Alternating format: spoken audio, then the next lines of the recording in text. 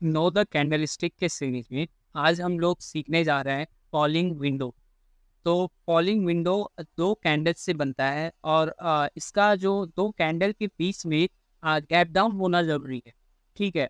तो इसका जो प्रायर ट्रेंड होता है वो प्रायर ट्रेंड आपका जो है वो प्रायर ट्रेंड आपका डाउन ट्रेंड में ही रहता है। ठीक है। प्रायर ट्रेंड क्या होगा? प्रायर ट्रेंड आपका डाउन ट्रेंड ही रहेगा।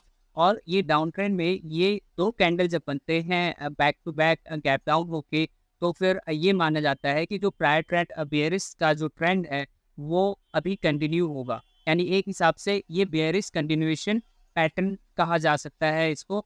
और जब ये बनेगा तो फिर माना ये जाएगा कि आने वाला जो ट्रेंड है इसका वो अभी बेयरिश रहेगा। और अभी यहाँ पे सेलर्स लोग ही यहाँ पे हावी रहेंगे, बायर्स को दबाए रखेंगे। और यहाँ पे अप ट्रेंड जो होना है वो थोड़ा नहीं हो सकता है और यहाँ पे बेयरिश का ही कंट्रोल रहेगा।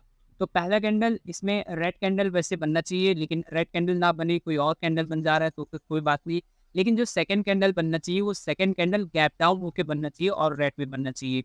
ठीक है। तो यहाँ पे गैप डाउन होना जरूरी है, यानी कि फर्स्ट कैंडल का जो लो है और सेकंड कैंडल का जो हाई है उन दोनों के बीच में गैप होना चाहिए। मतलब सेकंड कैंडल का हाई फर्स्ट कैंडल के लो से क्या होना चाहिए? कम होना चाहिए। ठीक है। तो ये हो जाता है फॉलिंग विंडो और जब भी ये पैटर्न बनता है तो फिर वहाँ से बेयरिश कंटिन्यूएशन होगा, ऐसा माना जाता है। चलिए, मैंने एचडीएफसी बैंक यहाँ पे खोला है, उसी को एक बार हम लोग यहाँ पे देख लेंगे कि वहाँ पे क्या हो रहा है। ठीक है। तो यहाँ पे हम लोग आते हैं और देखते हैं। देखिए, एफ डब्ल्यू करके बहुत सारे यहाँ पे नज़र आ रहे हैं।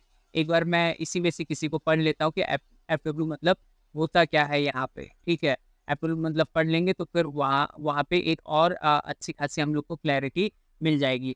तो देखिए यहाँ पे क्या कह रहा है कि falling window is a two candle bearish continuation pattern that forms during a down trend. मतलब ये डाउन ट्रेंड में ही बनता है, दो कैंडल से बनता है। Both candles in the pattern can be of any type.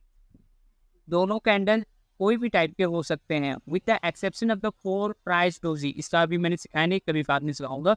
मतलब फोर प्राइस डोजी कैंडल नहीं होना चाहिए। The most important characteristics of the pattern is a price gap. ठीक है। जो सबसे ज्यादा इंपॉर्टेंट कैरेक्टरिस्टिक्स इस पैटर्न का है वो है price gap between the first candles low and the second candles high. ठीक है। And the existence of this gap window, उसी गैप को हम लोग विंडो कहते हैं, means that the bearish trend is expected to continue. मतलब बेयरिश ट्रेंड हो सकता है कि अभी और फर्दर कंटिन्यू होगा। ठीक है। तो जैसे कि हमेशा मैं कहता हूँ कि सिर्फ पैटर्न बन जाने से वहाँ पे ठीक है अपने को नहीं मिलता है एंट्री।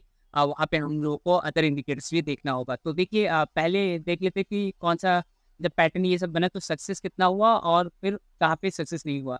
तो यहाँ पे अगर हम लोग देखें तो फिर ये बना था 17 Jan 24 और उसके बाद बना 18 Jan 24। मतलब दो कैंडल बैक टू बैक बने और गैप डाउन होके बनी।